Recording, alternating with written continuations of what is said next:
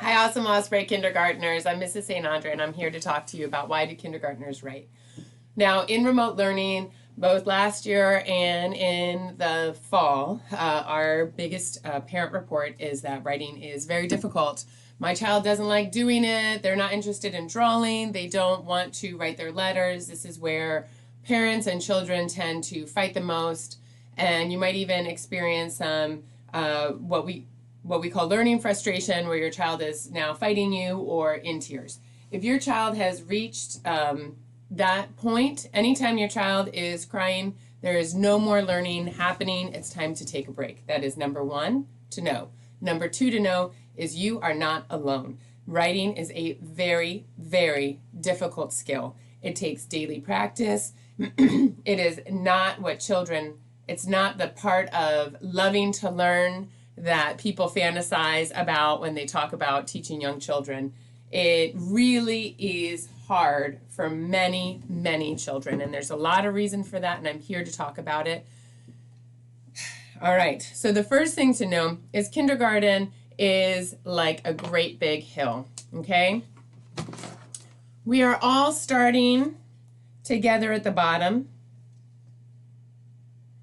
and we're all going to reach the top together.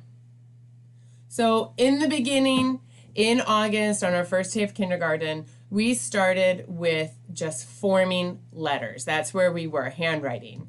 That's one of the first things that happen that we talk about in writing, how to form your letters and how to connect your letter sounds to that symbol. Now, we've been working on that in the first quarter, okay? So quarter one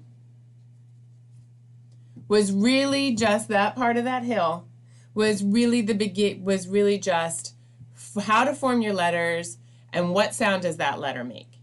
Now, while we were talking about that in writing, we were also talking about that in reading and phonics. We were showing the card of the letter A and talking about the sound that it makes.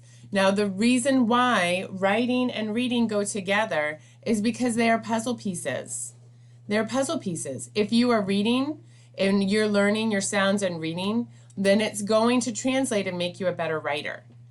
Much like if you were having a hard time remembering and knowing your letter sounds and putting them together and blending, you might be a tactile learner, which many young children are. That means that writing skill, the more you write, then the stronger you're going to do in reading. Your brain works together. They're called reciprocal skills. So we practice our reading, listening to stories, thinking about them critically. We talk about our phonics and our sight words and our letter sounds. But every time we do that in reading, we need to back that up with our writing. Because your child might read first and then learn to write, or your child might use writing as a tool to improve their reading, or both. But that is why it is important to continue this writing, even though it's something that your child might struggle with. And now, that was quarter one. We are about to finish quarter two, okay? In this part of the hill, we are much higher in the hill. Now, your child might still be working on their letter sounds. That's okay, because much like running on the hill, we're all going to start, and some of us start and sprint up the hill the whole way, and some of us start nice and slow, but then we can finish strong at the end. The hill of kindergarten is not a race. The hill of kindergarten is a celebration. We are all going to get there together. We're all going to get there. We're all going to celebrate when we're there at the end. Now, in quarter two, we have, as far as our instruction has gone, we have taught how to create the letters, and we have taught connecting that letter sound to that symbol, and we're working on English rules. Now, the English rule that we're learning is CVC, consonant, vowel, consonant. So in every single one of my writing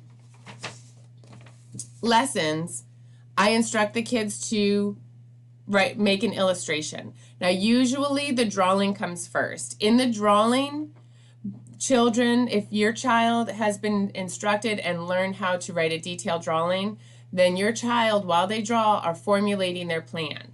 You know this because if you ask, what are you drawing, they can start talking about it. They have come up with their ideas, and their ideas are being formed while they are drawing their picture, and that's why you want to be able to do it with detail. The more detail you see, the more you know your child has thought about their writing. And now, the next thing I always instruct is labeling. The reason why I want you to label is because we are this part, letter sound correspondence and English syntax. We are here in our instruction, and we have a handful of sight words. Okay, so if your child, this is what happens when your child is sounding out and labeling. They're trying to form their letter sound correspondence. So they think, okay, I want to write the word kids. Now I need to sound it out. And sounding out a word in kindergarten looks like this.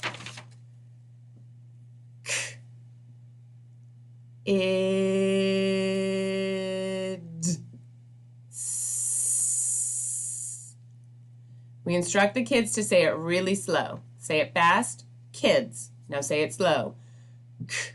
And count your sounds. I, D, S. This is really hard for kids to say it slow enough to hear every sound. But once we've done that, then we can count. Oh, there's 1, 2, 3, 4 sounds. Chances are there's going to be 4 letters. That gives your child a plan. Then they're going to put it in order. K. What's that first sound you hear? K. Okay, now write that K down. Now go down keep going down the arm. K. What's in the middle? I. What letter says I? This is a difficult thing for many children because we're still forming that letter correspondence, that letter sound correspondence. And if your child doesn't have mastery of those letters, this is a good practice. They have to think, I. Keep going, okay, I. That's I, D, S, kids. Now that took a long time, and it takes a long time for your child to do because they don't have letter correspondence with automaticity yet. So that is why we want our children to label, because now that word is in their picture. And when we come down to sentence writing and syntax, that's a whole nother thing, being able to start left to right. Having finger spacing between words, that's something that we need to learn. And using some sight words or given words. Like in this lesson, I gave the students the first 3 words. I want to. And then the next thing that they were going to do is the word kids is in there. So they've already done the hard work. They can add it in as we go. That is the part of kindergarten that we are going to be focusing on. Your child is learning how to use their correspondence right now, how to put that together in sentence formation, and using the sight words that we've instructed or that they've practiced on their own using the ball word program, and then putting it together in a full thought. Now, the thought process is an important part of productive struggle, which is something that children don't often have. So let me see if I can make it to my next order to develop and we can talk about productive struggle. Read those letters with fluency. A little difficulty getting everything going. So in order, there's a lot. There we go. If a young child can't do something, productive struggle. Now, this is a difficult part for kindergartners, and I know that Miss Powell has already talked about productive struggle. Most of the time, when you're 3 or 4 years old, we do not have children go through the pit. As adults, we create a bridge for them that they can walk over easily. If your child doesn't know how to tie their shoes, we create the bridge, we tie it for them. If your child can't zip their coat, we create the bridge and we do it for them. If you notice, if you create the bridge as the adult, the child does not develop the skill, and you are still tying their shoe and you are still zipping their coat. And that is true for writing as well.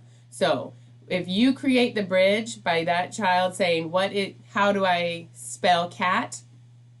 You're doing the work and creating the bridge, and your child has not developed the skill of how to figure it out themselves.